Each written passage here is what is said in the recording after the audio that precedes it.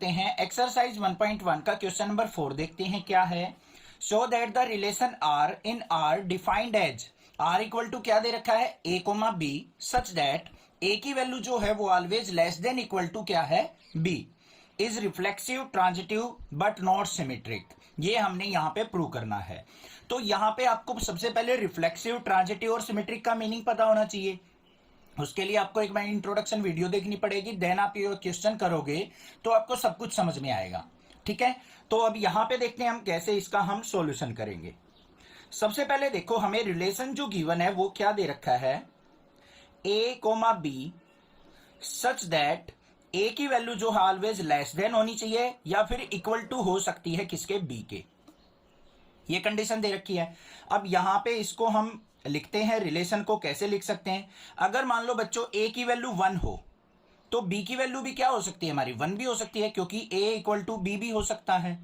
तो अगर ए की वैल्यू 1 लेके चलूं तो मैं बी की वैल्यू भी 1 ली जा सकती है, क्योंकि ए इक्वल टू बी हो जाएगा। दूसरा, ए की वैल्यू 1 ले रखी है तो बी की वैल्यू 2 हो सकती है, 1 के साथ 3 हो सकती है, 1 के साथ 4 हो सकती है। इस तरीके से बहुत सारी वैल्यूज यहां पे पॉसिबल है। ठीक है, उसके बाद अगर मैं ए की वैल्यू 2 लेता हूं, क्या लेता हूं ए की वैल्यू 2, तो बी की वैल्यू क्या हो सकती है पॉसिबल 2 ही पॉसिबल हो सकती है, 1 पॉसिबल नहीं हो सकती, क्योंकि 2 से 1 ग्रेटर कभी भी नहीं होगा। देखो ए की वैल्यू अगर मान ले मैंने 2 ले ली तो greater less than equal to b की वैल्यू 1 कभी भी नहीं हो सकती, क्योंकि 1 से लेस कभी नहीं होगा 2। तो यहां पे मैक्सिमम पॉसिबल वैल्यू क्या है हमारी 2, तो 2 वैल्यू यहां पे पॉसिबल हो सकती है मिनिमम वैल्यू, और बाकी जो वैल्यूज होंगी वो 2 से ग्रेटर होंगी। तो पेयर क्या बन जाएगा हमारा यहाँ पे 2,2, 2,3, 2,4। इस तरीके से हमारी बहुत सारी वैल्यूज हो सकती हैं। ऐसे ही हम 3 से स्टार्ट करेंगे तो 3,3 हो सकती है। 3,3 पे क्या हो जाएगा बच्चों 3 इक्वल टू का साइन यूज हो जाएगा, लेस देन इक्वल टू 3, मतलब 3 इक्वल टू 3 है ना, तो ये कंडीशन यहाँ पे बन सकती है, ये रिलेशन में पेयर हो सकता है। फिर आगे क्या हो जाएगा 3,4, 3,5, इस तरीके से ऐसे बहुत सारे एलिमेंट्स हो सकते हैं हमारे रिलेशन के अंदर। अब बात करते हैं रिफ्लेक्सिव रिलेशन होगा या नहीं होगा। रिफ्लेक्सिव में क्या होता है आपको पता है, अगर मान लो आपके पास ए कोमा ए, B comma B, C comma C, अगर इस तरीके के पेयर रिलेशन में प्रेजेंट है तो आप उसको रिफ्लेक्सिव रिलेशन कह सकते हैं। ठीक है, अब यहां पे ए और बी की वैल्यू की बात कर रहा है, तो ए की वैल्यू 1, बी की वैल्यू भी 1 है, ए की वैल्यू 2, बी की वैल्यू भी 2 है, ए की वैल्यू 3, बी की वैल्यू भी 3 है। तो इस तरीके की वैल्यूज यहां पे प्रेजेंट हैं, तो यहां पे क्या लिख देंगे 1,1, 2,2, 3,3 बिलोंग्स टू रिलेशन। ये वैल्यू रिलेशन के अंदर प्रेजेंट है, so this is reflexive, this is reflexive.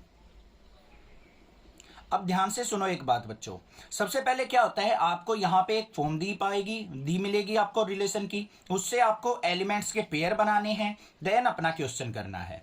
हो गया क्लियर। सेकंड क्या होता है हमारा सिमेट्रिक चेक करना होता है। सिमेट्रिक चेक करने के लिए हमें क्या चेक करना है बच्चों, ए कोमा बी अगर रिलेशन में प्रेजेंट है तो बी कोमा ए भी हमारा रिलेशन के अंदर प्रेजेंट होना चाहिए, तब हम उसको क्या कह सकते हैं सिमेट्रिक।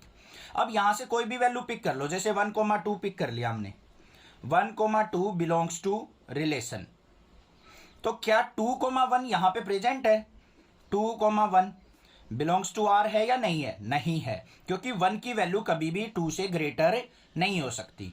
तो ये हो गया हमारा not symmetric relation, not symmetric. Third वाले पे चलते हैं, क्या चेक करना है हमें ट्रांजिटिव। ट्रांजिटिव के लिए सिंपल है, अगर A comma B belongs to R है और B comma C belongs to R है तो ए और सी भी हमारा क्या होना चाहिए बिलोंग्स टू आर होना चाहिए। This is the condition for transitive. अब यहां पे वैल्यू लेते हैं कोई भी, एग्जाम्पल के तौर पे ले लिया हमने 1,2, 1,2 बिलोंग्स टू आर। सिमिलरली हमें 2,3 लेनी पड़ेगी, क्योंकि ये जो वैल्यू प्रेजेंट है ना यही वैल्यू होनी चाहिए इसकी फर्स्ट वाले एलिमेंट पे। तो यहां पे क्या लिखेंगे 2,3 आल्सो बिलोंग्स टू आर। तो 1,3 भी हमारा क्या होना चाहिए बिलोंग्स टू आर होना चाहिए। देख लेते हैं 1,3 यहां पे प्रेजेंट है, बिल्कुल है, तो हम कह सकते हैं दिस इज ट्रांजिटिव। बस ये कर रहा था हमें। समझ में आ गया? क्लियर है? This is the solution, this is the